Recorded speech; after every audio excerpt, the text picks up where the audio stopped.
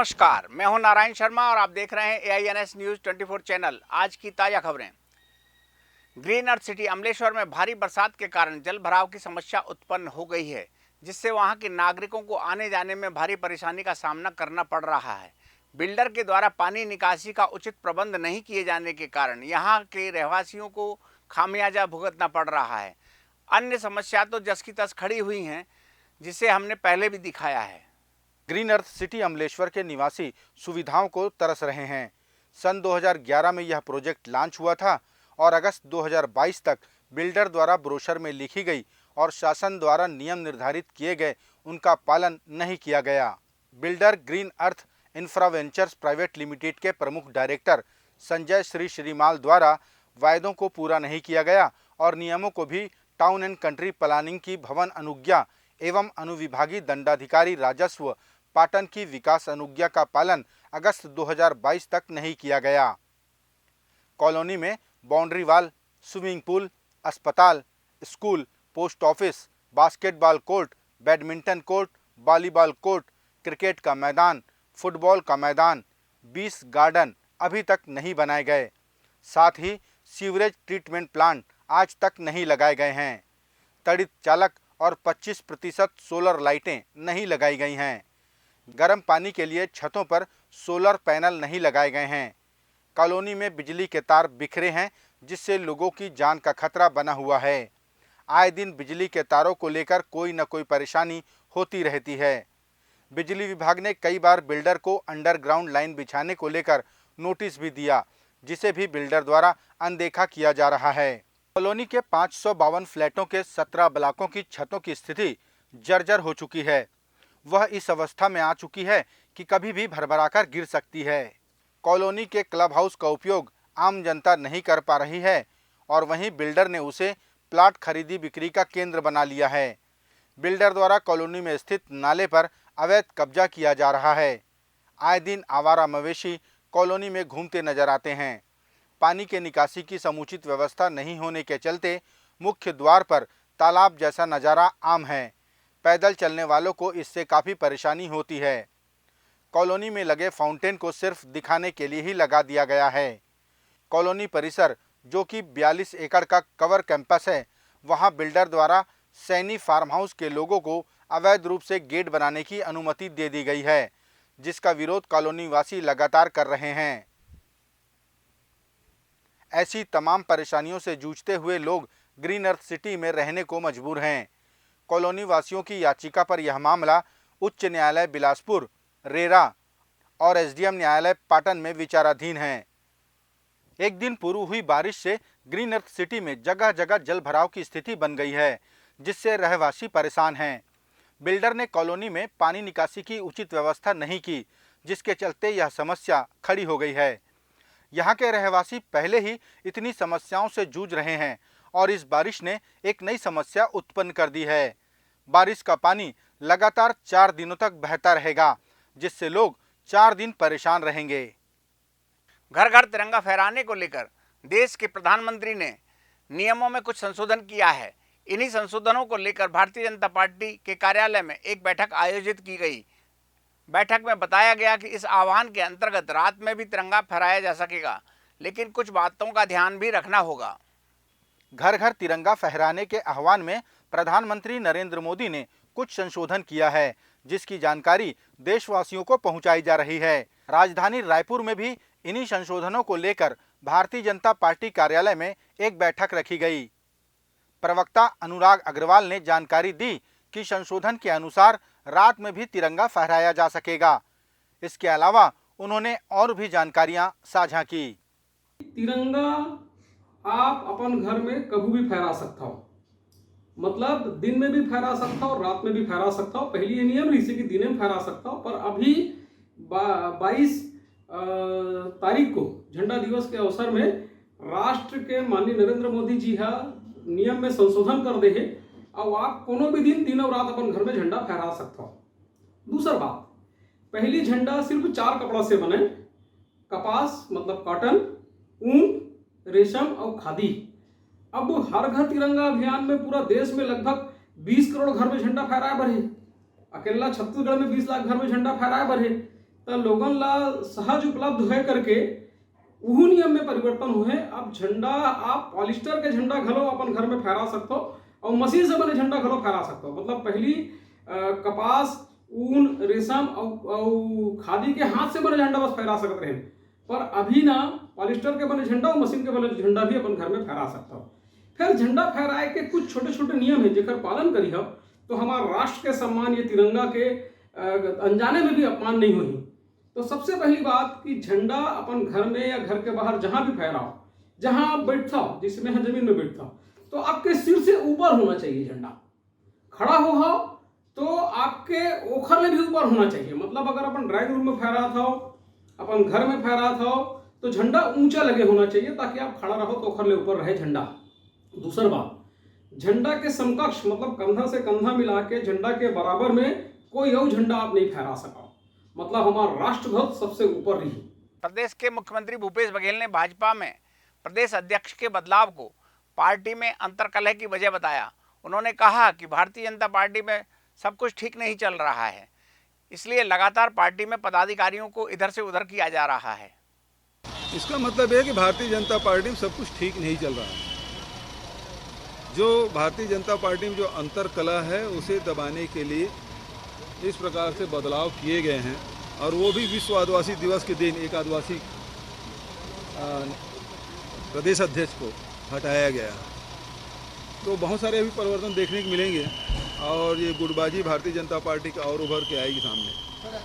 गौमूत्र खरीदी को लेकर भारतीय जनता पार्टी के आरोपों पर मुख्यमंत्री भूपेश बघेल ने कहा कि अभी यहाँ यह योजना पायलट प्रोजेक्ट के रूप में उभर रही है, धीरे धीरे यह एक सराहनीय योजना का रूप लेगी। उन्होंने कहा कि भाजपा ने गोबर खरीदी को लेकर भी आरोप लगाए थे, लेकिन इस योजना को प्रधानमंत्री ने भी सराहा है। हमने तो पहले ही इसको पायलट प्रोजेक्ट के रूप में शुरू किया है, हर जिले में इसकी शुरुआत की है। और दूसरी बात यह है कि गौमूत्र से जो दवाई बनना है और जो उसे खाद बनना है, वो बनाने के बहुत सारे लोग ट्रेनिंग ले चुके हैं, और जहाँ जहाँ ट्रेनिंग लिए हैं वहाँ इसकी शुरुआत हुई है और धीरे धीरे आगे बढ़ेगा।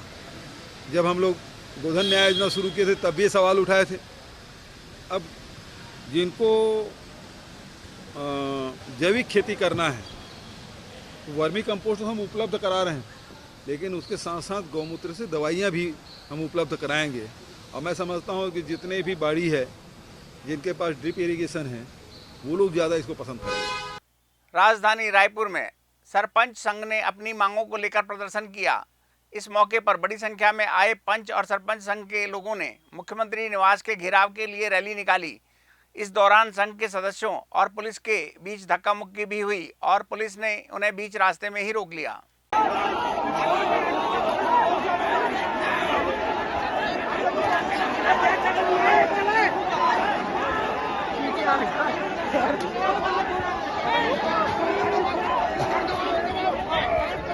घर घर तिरंगा को लेकर बिलासपुर संभाग में भारतीय जनता पार्टी ने एक बैठक का आयोजन किया। इस बैठक में पूर्व मंत्री अमर अग्रवाल और ब्रजमोहन अग्रवाल ने कार्यकर्ताओं से अपील की कि ज्यादा से ज्यादा तिरंगे फहराए जाएं। बिलासपुर में घर घर तिरंगा को लेकर भारतीय जनता पार्टी के कार्यकर्ताओं की बैठक रखी गई। इस बैठक में तीन पूर्व मंत्रियों ने शिरकत की। बैठक की अध्यक्षता कर रहे पूर्व मंत्री ब्रजमोहन अग्रवाल ने कहा कि हर गरीब के घर तिरंगा फहराया जाएगा और परिवार के सबसे छोटे सदस्य को इसका मौका दिया जाएगा। भारतीय जनता पार्टी ने ये तय किया है कि पूरे छत्तीसगढ़ में हमारी कोशिशों से 25 लाख घरों में झंडे फहरे, और इसके लिए मैं आज बिलासपुर संभाग की बैठक लेने के लिए आया हूं और इस बात का आग्रह सबसे किया है कि हर गरीब व्यक्ति के घर में झंडा फहरे, तिरंगा फहरे, और उसके मन में भी राष्ट्रीयता की भावना, देशभक्ति की भावना जागृत हो। और साथ में ये भी आग्रह किया कि घर के सबसे छोटा मेंबर उसके माध्यम से झंडा फहरवाएं, जिससे कि वो भी आज़ादी के बारे में बातचीत करे, चर्चा करे और उसको भी उसकी कीमत समझ में आए। इसके लिए आज मैं यहाँ पर आया हूँ। प्रदेश के मुख्यमंत्री भूपेश बघेल ने बिहार में सत्ता के जोड़ तोड़ को लेकर नीतीश कुमार और तेजस्वी यादव को बधाई दी। उन्होंने कहा कि यह एनडीए के प्रति अविश्वास के संकेत हैं। बिहार के मुख्यमंत्री नीतीश कुमार ने एनडीए का साथ छोड़कर अन्य दलों के साथ मिलकर सत्ता संभाल ली है। इस राजनीतिक फेरबदल को लेकर छत्तीसगढ़ के मुख्यमंत्री भूपेश बघेल ने कहा कि यह एनडीए के पतन की शुरुआत है। जो अभी जो परिवर्तन हुआ है, तो सबसे पहले तो नीतीश जी, तेजस्वी जी और महागठबंधन जो बना है उसके सभी साथियों को बधाई देना चाहता हूं, उनको शुभकामनाएं। 8वीं बार मुख्यमंत्री बने नीतीश जी, तेजस्वी जी उप मुख्यमंत्री दूसरी बार बने हैं, उनको बधाई। और निश्चित रूप से एनडीए में पहले उसके सबसे मजबूत साथी अकाली दल छूटा, फिर महाराष्ट्र में शिवसेना उसे छूटा, अब जेडीयू एनडीए से किनारा कर लिया है। तो अब एनडीए के प्रति जो अविश्वास है, उनके ही जो गठबंधन के साथी हैं एक एक करके छोड़ के जा रहे हैं, तो ये संकेत दे रहा है 2024 के लिए। मुख्यमंत्री के इस बयान पर प्रतिक्रिया व्यक्त करते हुए पूर्व मंत्री ब्रजमोहन अग्रवाल ने कहा कि भूपेश बघेल सरकार का पतन तो पहले ही शुरू हो चुका है। ऐसा है, भूपेश बघेल जी का पतन बहुत पहले प्रारंभ हो गया। पहले उत्तर प्रदेश में हुआ, फिर उत्तराखंड में हुआ, फिर असम में हुआ। अब उनका पतन जो है वो गुजरात में और हिमाचल में भी होगा। भारतीय जनता पार्टी के माना मंडल के कार्यकर्ताओं ने थाने का घेराव किया। कार्यकर्ताओं ने आरोप लगाया कि प्रदेश में अपराध चरम पर है और मुख्यमंत्री राज्य के बाहर दौरे पर रहते हैं। भाजपा के कार्यकर्ताओं ने प्रदेश सरकार के खिलाफ नारेबाजी की और कानून व्यवस्था पर सवाल खड़े किए। भारतीय जनता पार्टी के माना मंडल के कार्यकर्ताओं ने राज्य में अपराधियों के संरक्षण और लचर कानून व्यवस्था को लेकर प्रदर्शन किया। इस मौके पर भारतीय जनता पार्टी के कार्यकर्ताओं ने थाने का घेराव भी किया। भारतीय जनता पार्टी के राजकुमार राठी ने कहा कि प्रदेश में कानून व्यवस्था बदहाल है और मुख्यमंत्री दौरे पर हैं।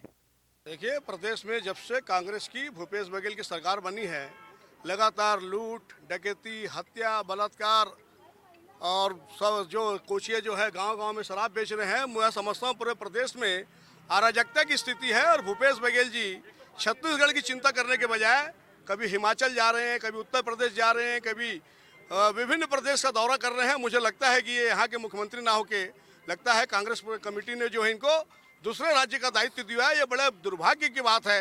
छत्तीसगढ़ में हर वर्ग परेशान है। जगदलपुर पुलिस ने रक्षाबंधन के त्योहार के मद्देनजर चेकिंग अभियान चलाया। इस मौके पर नगर पुलिस अधीक्षक हेमसागर सिदार के नेतृत्व में संदिग्धों से पूछताछ की गई और होटलों की जांच के साथ सुरक्षा को लेकर गाइडलाइन भी जारी की गई।